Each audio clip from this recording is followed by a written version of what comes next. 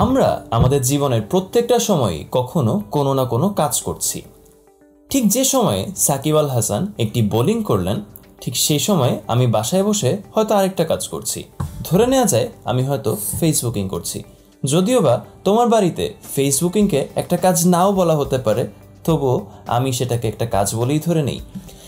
পৃথিবীর অন্য প্রান্তে হয়তো মেসি ফুটবল খেলছে, ঠিক একইভাবে এরকম সবাই কখনো কোনো না কোনো যখন কাজে নিজেকে নিয়োজিত রেখেছে, ঠিক সেই রকম একটা ধারণা থেকে আমরা ব্যাকরণের একটা ধারণা তৈরি করেছি, সেটাকে বলা হয় কারক। কারক শব্দের আভিধানিক অর্থ হচ্ছে যা ক্রিয়া সম্পাদন করে। অর্থাৎ আমরা যেরকম আমাদের দৈনন্দিন জীবনের বিভিন্ন কাজের সঙ্গে বিভিন্ন উদাহরণ আজকে দিয়েছি, ঠিক এইখানেই কারকের মূল ধারণাটি সম্পর্কিত। আমরা বলছি কারক হচ্ছে যা ক্রিয়া সম্পাদন করে এবং এটি হচ্ছে তার আভিধানিক অর্থ।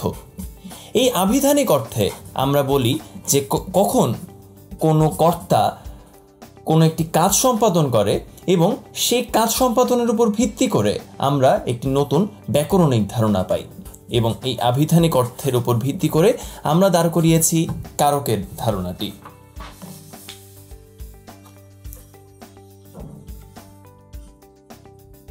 এবার আসা যাক ব্যাকরণিক সংজ্ঞায়। বাক্যস্থিত ক্রিয়াপদের সঙ্গে নামপদের যে সম্পর্ক তাকে আমরা বলছি কারক। অর্থাৎ আমাদের প্রত্যেকটি কাজের সঙ্গে আমাদের নিজের যে সম্পর্ক সেটিকে আমরা কারক বলছি। উদাহরণস্বরূপ আমরা যখন সাকিব আল হাসানের বোলিংয়ের কথা বলছি, তখন আমরা বলছি যে সাকিব আল হাসানের সঙ্গে তার কাজ করা বোলিংয়ের একটা সম্পর্ক রয়েছে। অর্থাৎ বোলিং যখন একটা ক্রিয়াপদ, তখন সাকিব আল হাসান একটি নামপদ, সেই নামপদের সঙ্গে ক্রিয়াপদের যে সম্পর্ক তাকে আমরা সরাসরি কারক বলছি।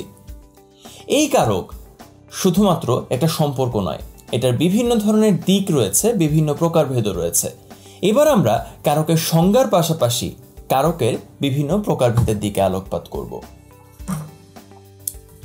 এই হলো আমাদের কারক এবং তার 6টি প্রকার। কারকের যখন 6টি প্রকার রয়েছে, তখন আমরা তার নামগুলোও জেনে নিই। আমাদের প্রথম কারকটি হচ্ছে কর্তৃকারক, দ্বিতীয় কারকটি হচ্ছে কর্মকারক, তৃতীয় কারকটি হচ্ছে করণকারক। এভাবে আমরা 3টি কারকের যখন নাম বলছি, তখন 3টি কারক এরকম আমাদের প্রত্যেকটি কাজের সঙ্গে নিজের সম্পর্ক স্থাপন করে। আরও 3টি কারক রয়েছে, যে 3টি কারককে আমরা নাম দিচ্ছি সম্প্রদান কারক, অপাদান কারক এবং সবশেষে অধিকরণ কারক। এই 6 প্রকার কারক আমাদের ক্রিয়াপদের সঙ্গে নামপদ অর্থাৎ বিশেষ্য বা সর্বনাম পদের সঙ্গে সম্পর্ক স্থাপন করে, এবং একেই আমরা কারকের মূল ধারণার মধ্যে নিয়ে আসছি।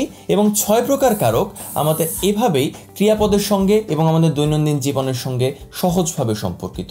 সুতরাং কারকের মূল সংজ্ঞা এবং মূল প্রকারভেদ কখনোই আমাদের দৈনন্দিন জীবনের বাইরে কিছু নয়, কারক তাই কঠিন কোনো ধারণা নয়।